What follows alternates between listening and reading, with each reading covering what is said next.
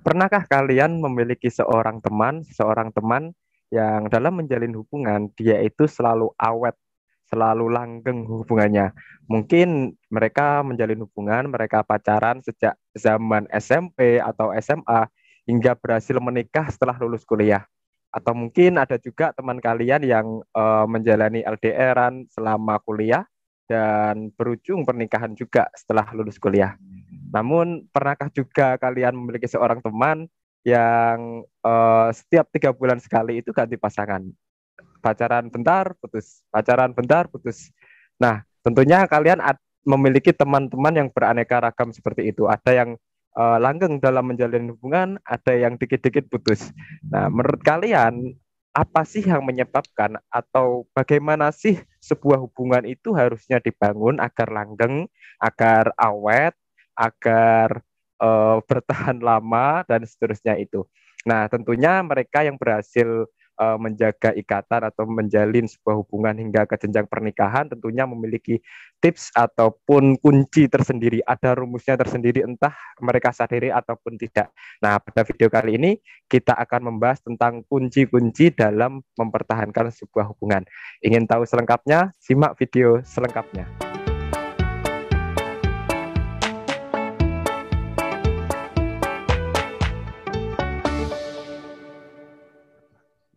Baik, sebuah hubungan yang relatif singkat atau mungkin pacaran yang 1 bulan 2 bulan putus atau 3 bulan putus adalah permasalahan remaja yang banyak sekali dijumpai, sering kali dijumpai di lingkungan sekitar kita. Banyak sekali remaja yang mengalami permasalahan seperti itu.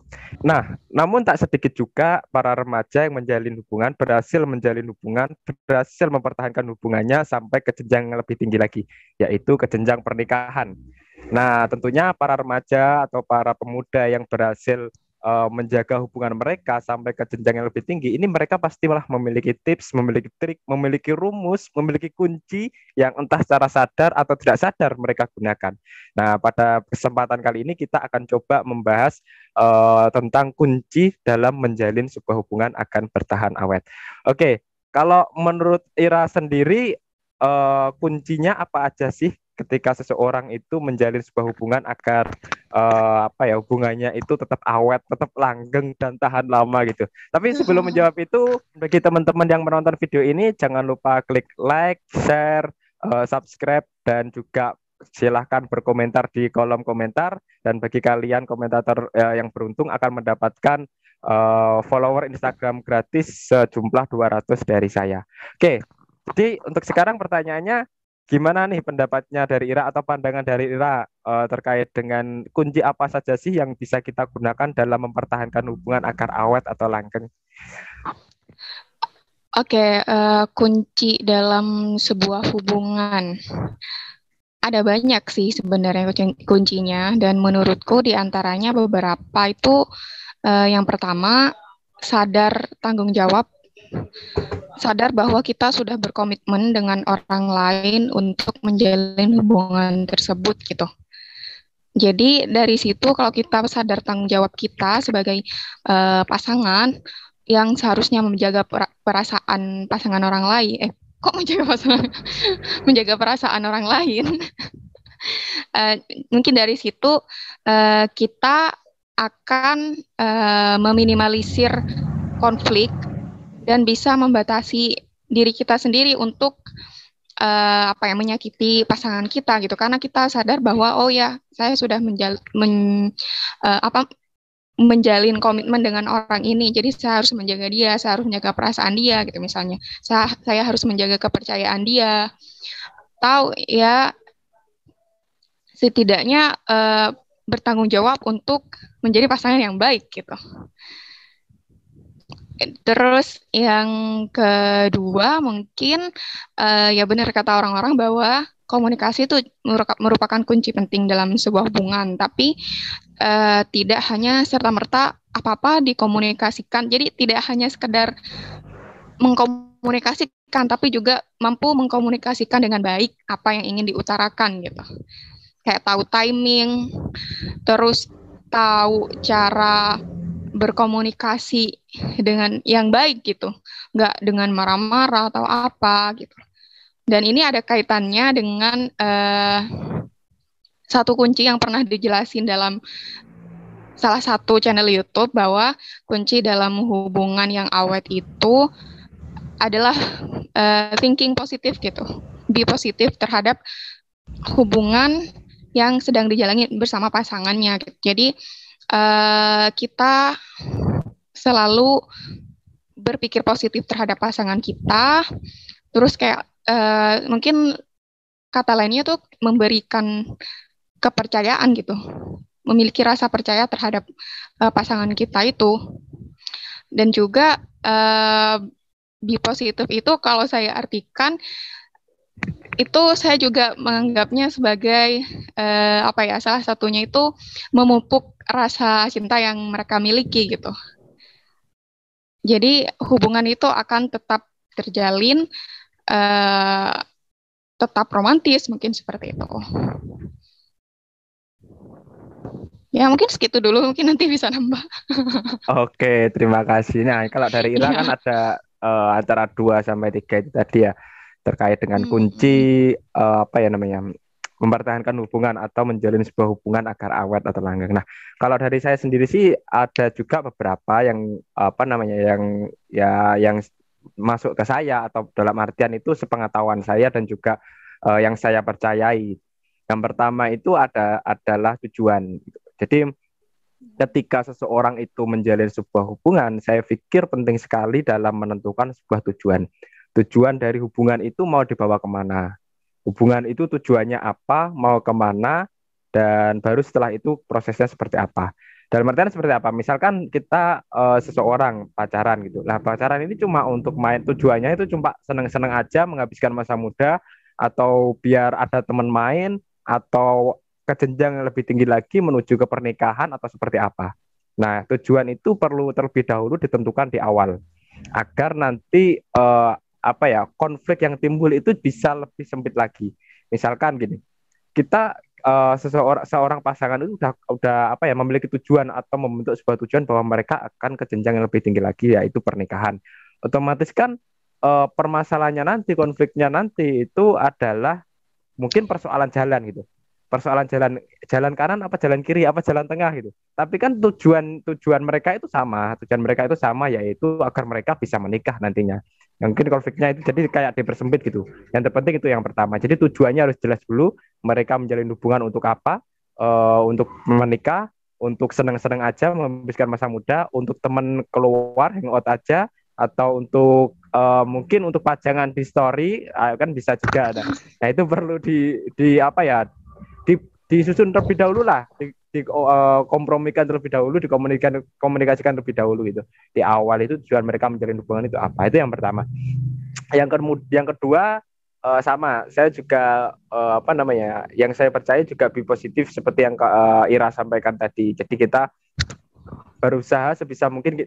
Sebenarnya be positif itu lahir dari dalam diri kita. Nggak bisa kita itu ketika berpikiran negatif kemudian kita udah nggak apa-apa, mungkin seperti ini, mungkin seperti ini. Nah, kalau seperti itu sebenarnya itu bukan be positif, tapi kita mencoba menenangkan diri gitu. Kalau be positif atau perasaan yang selalu positif itu ya kita semacam ya kita senang ketika melihat pasangan kita senang ketika ditelepon pasangan kita merasa senang ketika ada notifikasi dari pasangan kita, kemudian mungkin ketika dia chat nggak bales ya kita tetap bisa berpikiran positif, oh mungkin sibuk. Ketika dia mungkin nada bicaranya berbeda, mungkin dia sedang ada masalah dan seterusnya. Nah, itu berpikiran positif, sehingga bukan berarti menenangkan diri ya, dalam artian bukan berarti menenangkan diri, tapi emang kondisi perasaan kita itu telah menutup sikap skeptis ya. Kondisi hati kita telah menutup sikap skeptis atau sikap mencurigai itu dari pikiran kita gitu. Kemudian yang ketiga baru ada komunikasi. Kalau menurut saya ada komunikasi. Komunikasi ini penting karena yang harus kita sadari adalah bahwa pasangan kita itu juga individu lain. Apalagi pasangan kita adalah individu lain yang dia juga bukan seorang peramal yang akan mengerti apa yang kita inginkan, yang akan mengerti tentang apa yang kita pikirkan dan apa yang kita mau gitu. Jadi segala sesuatu itu memang harus dikomunikasikan dengan metode, dengan cara yang berbeda-beda sesuai dengan kondisinya masing-masing nanti dan juga sesuai dengan apa yang ingin dikomunikasikan. Tapi komunikasi itu menjadi sangat penting karena apa ya? Yang namanya menjalin hubungan dengan orang lain, otomatis kan kita membutuhkan komunikasi. Nah, kita menjalin hubungan artinya kan kita berkomunikasi juga. Kita apa ya berinteraksi dengan orang di luar kita itu kita komunikasi. Nah, komunikasi ini yang perlu perlu apa ya namanya ya perlu diperhatikan lebih lanjut lah apa namanya terkait komunikasi ini agar tidak terjadi kesalahpahaman. Kalau memang ada yang mungkin kesalahpahaman ya harus dikomunikasikan ini maksudnya seperti apa. Kalau ada tindakan pasangannya yang mungkin nyeleneh ya harus dicoba tabayun terlebih dahulu, mencari terlebih dahulu sampai dia menyampaikan klarifikasinya seperti apa kok melakukan hal seperti ini. Kemudian kalau misalkan ada pasangannya yang ya seperti itu yang sedikit mungkin marah-marah. Nah, tabayun terlebih dahulu, cari tahu terlebih dahulu kenapa dia marah-marah, dikomunikasikan dan pasangannya juga harus menyampaikan kenapa dia marah-marah atau mungkin si pasangan nggak suka nih kalau pasangannya itu keluar sama cowok atau cewek lain, ya harus disampaikan itu. Meskipun kadang ada gengsi, lah kita di situ banyak. Kita harus sedikit bisa menurunkan gengsi untuk menyampaikan apa yang kita mau. Nah, biasanya yang paling sering itu teman-teman itu tertutup gengsi. Itu kayaknya yang menjadi masalah itu. Iya, padahal kan? Hubungan itu bukan kompetisi ya, nggak ada menang kalah gitu. Ngapain harus gengsi gitu ya? Nah, nggak ada menang kalah. Saling melengkapi kan. Saling melengkapi. Nah, pada intinya ya gengsi itu tadi kadang yang menutup kemungkinan kita untuk menyampaikan benar. Apa yang kita mau gitu. Kemudian dan gengsi itu iya, dan gengsi kenapa? Ngomong gengsi ini belum ke yang lain nih. Dan gengsi itu juga yang juga membuat kita nggak jadi apa adanya gitu di depan pasangan, dan itu yang juga akan memunculkan konflik gitu. Nah, benar. Nah, itu ujung-ujungnya nggak terbuka, nggak ada komunikasi, ya lagi-lagi karena gengsi. Karena gengsi lah. Ketika ya itu lagi gengsi itu menyebabkan kita nggak tampil apa adanya di depan pasangan kita. Nah, itu menjadi masalah besar. Bahkan ada banyak sekali yang mengatakan bahwa pasanganmu saat pacaran dengan pasanganmu saat menikah itu adalah dua orang yang berbeda. Pernah dengar nggak? Kok bisa? Dia orang yang sama, tapi ketika menikah dan sebelum menikah itu ada dua orang yang berbeda. Karena apa? Karena kebanyakan orang pacaran, teman-teman pacaran itu dia menggunakan topeng terbaik mereka. Ketika mau diajak keluar, ketika sederhananya saja ketika mau diajak keluar mereka dandan ya kan, pakai lipstik, pakai bedak dan lain sebagainya kan. Kemudian tapi suatu ketika mereka menikah di rumah dasteran, kadang dasternya bolong. Hal-hal buruknya jadi ketahuan semua gitu kan. Iya, bahkan pernah dengar juga kadang katanya itu temanku kalau lagi keluar sama cowok itu bahkan pas lagi makan mau mangap aja malu katanya. Kok nah bisa, itu kan gara-gara gengsi ya dia jaga image-nya dia gitu kan. Nah, nggak tampil apa adanya ini juga bisa menjadi sumber konflik gitulah. Nanti ketika menikah, aduh perasaan kemarin tak nikahin nggak kayak gini, sekarang kok kayak gini kan juga jadi masalah gitu kan. Sendiri sih. Benar. Nah, yang paling sering ini terjadi pada saat PDKT biasanya. Pada saat PDKT biasanya kita berusaha tampil seperfect mungkin gitu. Nah, itu menjadi masalah. Masalahnya di mana ketika pasangan kita atau orang yang kita PDKT ini tuh memiliki harapan yang lebih kepada kita. Ternyata kita nggak memiliki itu. Nah, itu menjadi masalah. Yang namanya harapan terlanjur terbang setinggi-tingginya, ternyata nggak sesuai ekspektasi kan, timbul kekecewaan, timbul masalah dan lain sebagainya itu tadi. Nah, tadi tiga ya. Jadi yang pertama itu tujuan, yang kedua itu perasaan positif, yang ketiga komunikasi, dan yang keempat itu memahami atau mengerti dan juga menghargai. Memahami bahwa pasangan kita itu adalah individu lain, adalah organisme lain, adalah orang di luar diri kita, ya kan?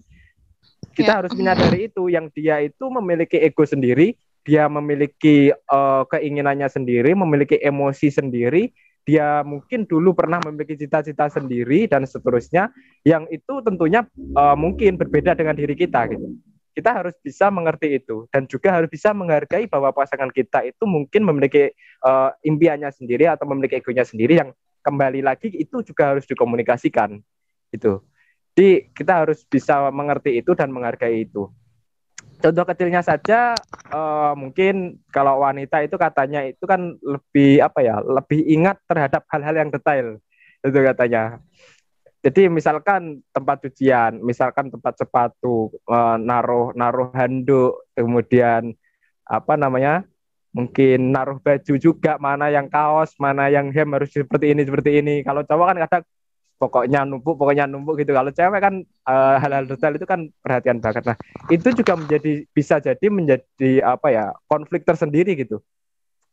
Misalkan yang cowok itu pokoknya naruh lah, pokoknya nyaman lah. Yang cewek itu ya nggak bisa tuh mas, jangan seperti itu. Harusnya itu ya tertata rapi, biar indah kayak gini dan sebagainya. Akhirnya kan bisa berseteru tuh, apalagi yang cowok pulang kerja capek-capek, terus kemudian yang cewek apa nyambutnya dengan marah dan sebagainya, kan bisa menjadi masalah ketika nggak dikomunikasikan dan ketika kita tidak bisa memahami keinginan pasangan kita atau mungkin tidak menyadari bahwa pasangan kita itu juga punya pandangan tersendiri loh terhadap keindahan ruangan, mungkin barangkali seperti itu. Nah itu kita harus bisa menghargai itu, bahwa pasangan kita itu memiliki ego sendiri, memiliki keinginan sendiri, memiliki pandangan sendiri, dan seterusnya itu tadi sih. Menurut aku seperti itu. Ya, terus ada tambahan lagi nih, kita juga perlu untuk benar-benar mengenal pasangan kita. Dan untuk bisa mengenal, kita harus terbuka gitu. Harus saling terbuka sama pasangan dengan cara mengkomunikasikan gitu. Entah mengkomunikasikan yang katamu tadi, tujuan, visi misinya, terus pandangan mereka terhadap hubungan, ataupun hal-hal yang menurut mereka penting untuk dibicarakan dan penting dalam menjalin hubungan tersebut gitu. Jadi bahkan untuk mengkomunikasikan sesuatu terhadap pasangan, kita perlu tahu kan karakter pasangan kita itu tipe seperti apa, biar kita tahu juga nih kita harus mengkomunikasikan dengan cara seperti apa gitu. Nah dari situ kita perlu banget untuk mengenal pasangan lebih dalam lah, nggak hanya luar-luarnya saja gitu. Jadi harus saling terbuka gitu. Gimana tuh maksudnya? Jadi ya nggak kalau hanya udah luar-luarnya saja, nggak hanya luar-luarnya saja, harus saling terbuka. Maksudnya tuh, maksudnya itu, ya, maksudnya nggak hanya, maksudnya kita perlu apa adanya gitu, nggak jaga image. Ya nggak pakai topeng gitu loh. Jadi terbuka menampilkan karakter kita yang sebenarnya gitu. Nggak perlu malu-malu buat mangap, nggak perlu malu-malu buat kentut kayak apa gitu.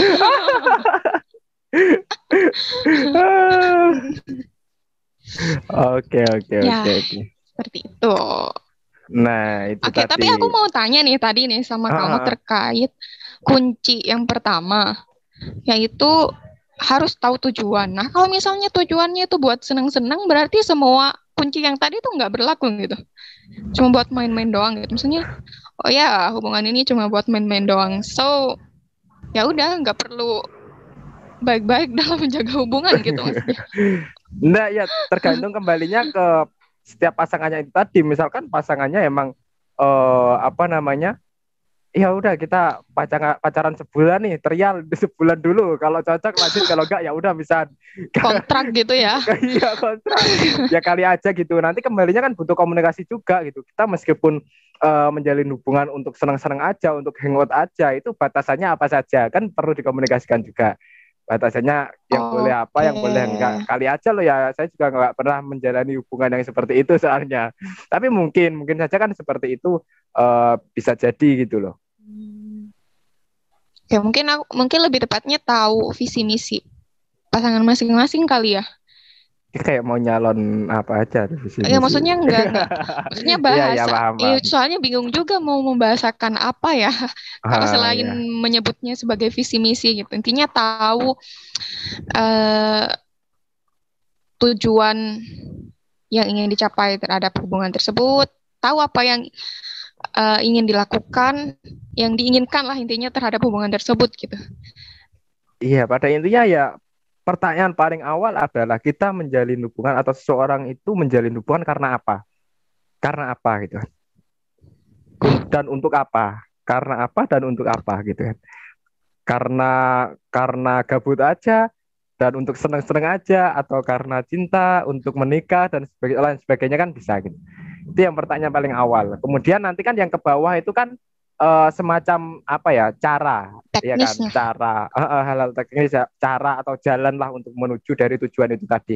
Nah kalau kita misalkan di awal nggak menemukan tujuan atau nggak menentukan tujuan terlebih dahulu kan ya bingung nanti, bingung dalam artian kita mau kemana sih, hubungan ini mau dibawa kemana sih, dan seterusnya kan jadi menggantung gitu kan. Ya, benar sih. Ya, ya udah ada banyak nih kunci kunci yang diperlukan untuk menjalin sebuah hubungan agar langgeng. Dan ya mungkin intinya dalam sebuah hubungan itu harus ada konsep kesalingan gitu. Saling menghargai, saling menjaga, saling memiliki rasa tanggung jawab. Karena dalam sebuah hubungan itu kita apa ya, bisa dibilang kita bekerja sama dengan orang lain gitu. Ada orang lain yang ikut andil dalam hubungan tersebut gitu, nggak hanya kita sendiri yang melakukan ataupun menerima perlakuan gitu. Jadi harus ada kesalingan, nggak timpang di situ sih. Jadi mungkin sadar akan hal itu. Oke, baik, terima kasih. Dari Ira tadi ada beberapa kunci yang disampaikan sudah. Dari saya sendiri ada 4 kunci yang menurut saya penting untuk terciptanya suatu hubungan yang langgeng, yaitu yang pertama ada tujuan, yang kedua ada perasaan positif, yang ketiga ada komunikasi, dan yang ketiga ada mengerti, memahami, dan juga menghargai. Jangan pernah paksakan pasanganmu untuk menjadi seseorang yang ideal seperti yang ada di dalam pikiranmu. Setiap pasangan tentulah memiliki yang namanya kekurangan. Dan seharusnya, seyogyanya kamu mendapat menerima kekurangan hal tersebut, kekurangan dari pasanganmu. Dan seharusnya juga kamu sudah mengetahui kekurangan dan juga kelebihan orang yang akan kamu nikahi. Karena apa? Karena pada intinya semua orang bisa menerima kelebihannya, tapi tidak semua orang bisa menerima kekurangannya. Jika kamu menjadi orang yang mampu menerima kekurangan pasanganmu, maka berbahagialah kamu yang mendapatkannya. Mau bagaimanapun keadaannya, kata Socrates, mau bagaimanapun keadaannya, menikahlah.